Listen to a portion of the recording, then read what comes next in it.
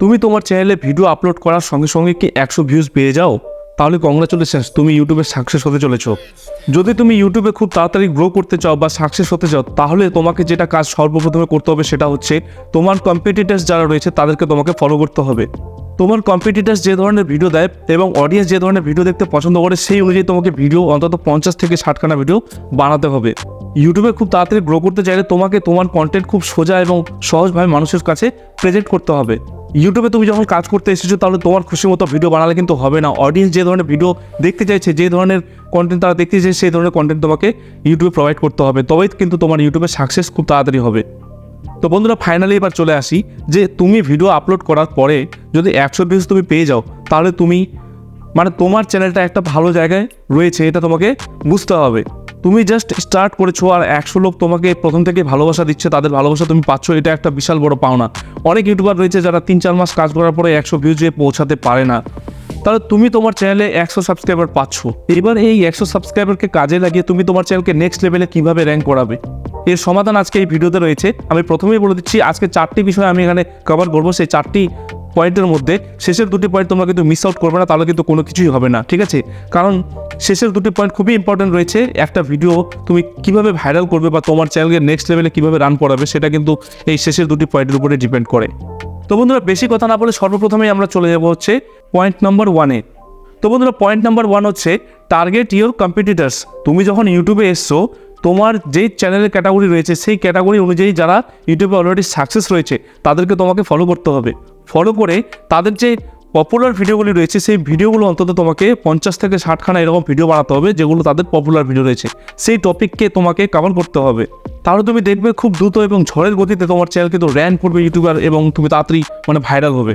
এখনকার দিনে কিন্তু তুমি যদি নিজের খেয়াল খুশি মতো ভিডিও বানাও, তাহলে কিন্তু চলবে না, তোমার ভিডিও কেউ দেখবে না। পাবলিক যে কন্টেন্ট দেখতে যাচ্ছে, অডিয়েন্স যে কন্টেন্ট দেখতে যাচ্ছে, সেই কন্টেন্টকে তোমাকে মিক্স করে তোমাকে তাদের সামনে উপস্থিত করতে হবে। এবং অবশ্যই তোমার ভিডিওটা যেন খুব ইজি টু লার্ন হয়। তুমি যে ভিডিওটা উপস্থাপন করছো অডিয়েন্সের সামনে, সেই ভিডিওটা যেন খুব সহজেই তারা বুঝতে পারে, এই জিনিসটা তোমাকে লক্ষ্য রাখতে হবে। এটার বেস্ট উপায় হলো, তুমি ভিডিওটা যখন কমপ্লিট করার পরে তুমি ভিডিওটা আগে নিজে দেখো যে তোমার কোথাও কোনো পয়েন্ট বুঝতে অসুবিধা হচ্ছে নাকি। যদি তোমার ভিডিও তুমি ক্লিয়ারভাবে বুঝে যেতে পারো যে না, কোনো প্রবলেম নেই, তারপরে তোমার ভিডিওকে তুমি পাবলিশ করে দেখবে, পাবলিক বা অডিয়েন্স তোমার ভিডিও কিন্তু দেখবে।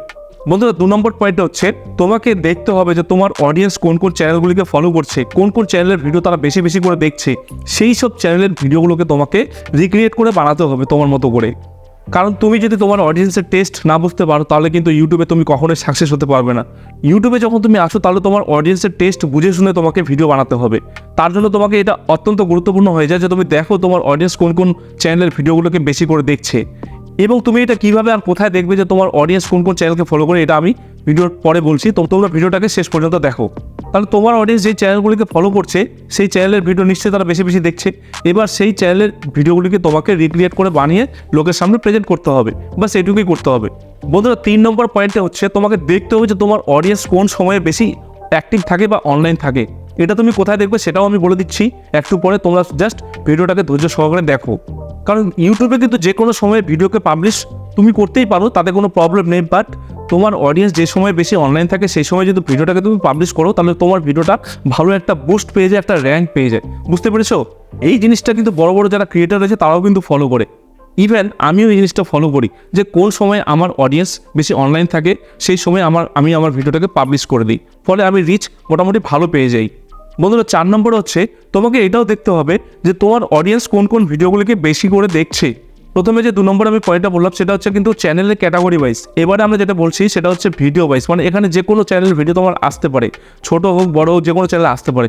যদি সেই ভিডিও তোমার অডিয়েন্স দেখছে, তাতে তারা ভালো রিচ পাচ্ছে, তাহলে সেই ভিডিওকে তুমি তোমার মতো করে রিক্রিয়েট করে তাদের সামনে উপস্থাপন করো। তাহলে দেখবে তোমার চ্যানেল 1 থেকে 1.5 মাসের মধ্যে খুব ঝড়ের গতিতে বুস্ট করবে এবং ভাইরাল হবে। ইউটিউবে তাড়াতাড়ি করে সাকসেস বা ভাইরাল হওয়ার এটাই একটা রাস্তা। তুমি খেয়াল খুশি মতো ভিডিও বানালে মানুষ কিন্তু সেই ভিডিও দেখবে না, কারণ তুমি সবেমাত্র শুরুয়াত করেছো। তোমার ভিডিও প্রথম অবস্থায় কে দেখবে? যেমন আমার চ্যানেলটাকে ধরে নিলাম, আমার চ্যানেল কিন্তু এই মুহূর্তে বেশি লোক দেখছে না। আমি যে কন্টেন্টগুলো এখন প্রোভাইড করছি, ভিডিওগুলো আপলোড করছি, এগুলো কিন্তু বেশ কিছুদিন আমার এইভাবেই পড়ে থাকবে, ভিউজই আসবে না। কিন্তু তারপরে কোনো দুঃখ থাকবে না, এই কারণেই যে আমি জানি একদিন গিয়ে এই ভিডিওগুলো আমার রিচ বাড়বে, ভিউজ আসবে, এবং এগুলো ভিডিও থেকে আমার ভিডিও হুট করে একটা ভিডিও ভাইরাল হয়ে যাবে।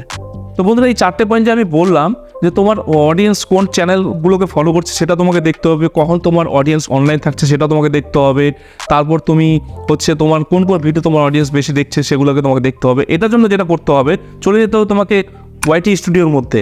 তো ওয়াইটি স্টুডিও ওপেন করার পরে তোমাকে চলে যেতে হবে অ্যানালাইটিক্সে যাওয়ার পরে তোমাকে চলে যেতে হবে অডিয়েন্স ট্যাবে। And here you can see, এখানে তুমি দেখতে পাচ্ছ একটা চার্টের মতো রয়েছে, যে চার্টটাতে তুমি দেখতে পাচ্ছ যেখানে ডিপ কালার রয়েছে, সেই ডিপ কালারের মানে হচ্ছে তোমার অডিয়েন্স সেই সময় বেশি অ্যাক্টিভ রয়েছে বা অনলাইন রয়েছে, সেই সময় তোমার ভিডিওকে অবশ্যই পাবলিশ করা উচিত। তাহলে এর ফলে তোমার ভিডিও অনেকটা রিচ পেয়ে যাবে, যাতে ভিউজ অনেক বেশি বেশি আসবে। তারপর একটু নিচে স্ক্রল ডাউন করলে তুমি এখানে দেখতে পাবে যে হোয়াট ইউর অডিয়েন্স ওয়াচ, তোমার অডিয়েন্স যে রয়েছে কোন কোন ভিডিওগুলিকে তারা দেখছে সেই ভিডিওগুলি তুমি এখানে দেখতে পাবে।